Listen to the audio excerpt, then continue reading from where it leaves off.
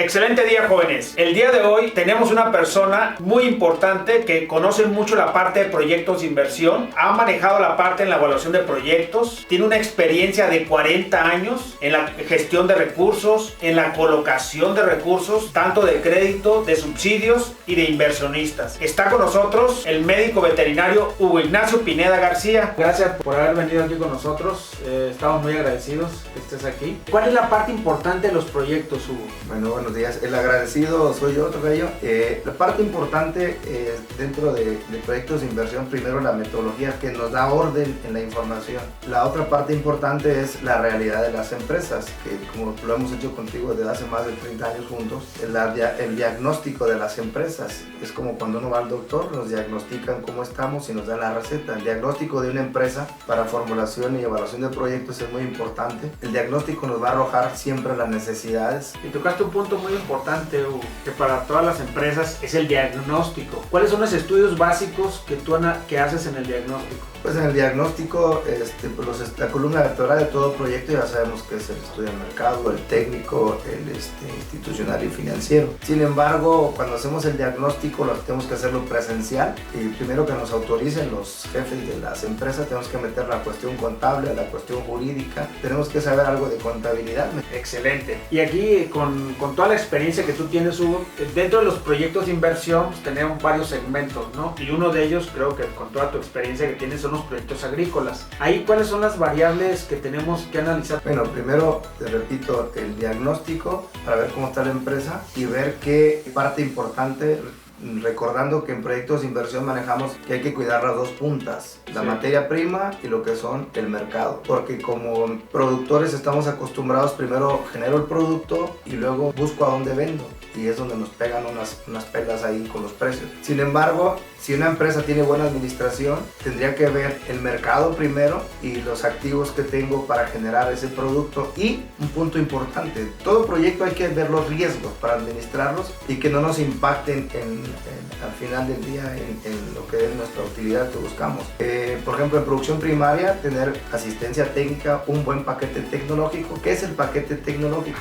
Son los costos unitarios para hacer producir una hectárea de maíz, de sorgo, trigo. Entonces tengo asistencia técnica, ya estoy administrando el riesgo de producir semilla de calidad en tiempo y forma, y después tener el mercado, o sea, hay agricultura por contrato, lo que es el manejo de proveedores. Tenemos algunas empresas que estamos manejando como el manejo de proveedores de empresas grandes que tienen sus contratos en comercialización. Excelente. Y otro segmento que son, por ejemplo, para la parte de perennes, ¿sí? Dentro de estos tipos de proyectos están aguacate, manzano, limón, mango, nogal, mezcal, lo que es mezcal. Okay. Todos estos negocios, ahí ¿cuál es la importancia de estos proyectos en la parte de los proyectos perennes? Sí, aquí lo importante es conocer la actividad. Sí, un cultivo perenne, por ejemplo, de un aguacate, de limón, hay que ver la edad, como en el aguacate hay que ver la edad cuando hacemos el proyecto de inversión,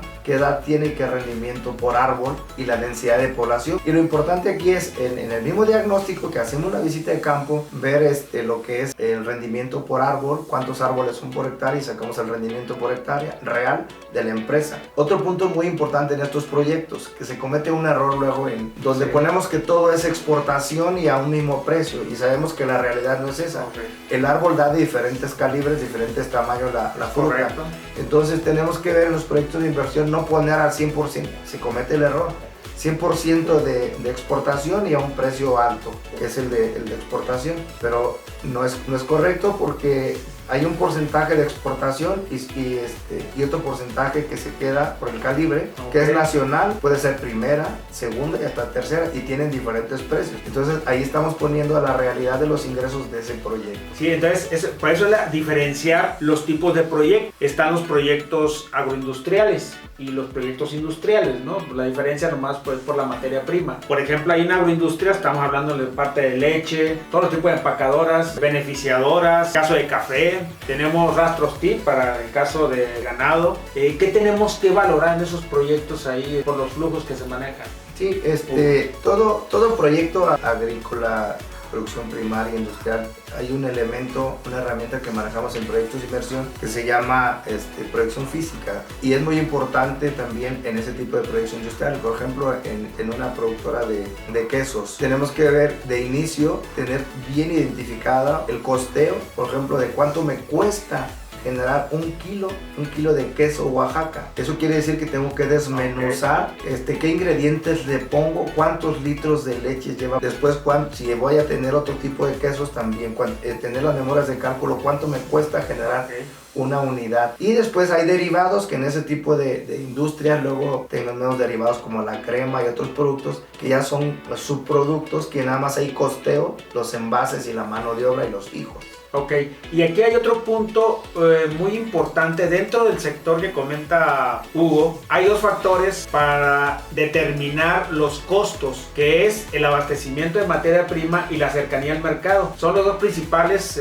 factores que nos afectan en los costos. Y hay una diversidad de proyectos en la parte de comercio y servicios que no le damos su importancia, Hugo. Por ejemplo, tienen hotelería, tienen su despacho, tienen una comercializadora. ¿Ahí qué recomendación nos darías, Hugo? Sí, yo creo que porque nos da miedo incursionar en áreas donde no tenemos experiencia. Yo a los muchachos en los cursos les comento que nadie nace enseñado, hay que aprender, no hay que inventar, hay que arrimarnos, preguntar con gente con experiencia. Sin embargo, yo creo que sí se puede incursionar sin inventar nada y utilizando la metodología. El evaluador tiene que tener mucho sentido común y conocer la función de las herramientas de la formulación de proyectos, de la metodología. ¿Para qué me sirve la proyección física?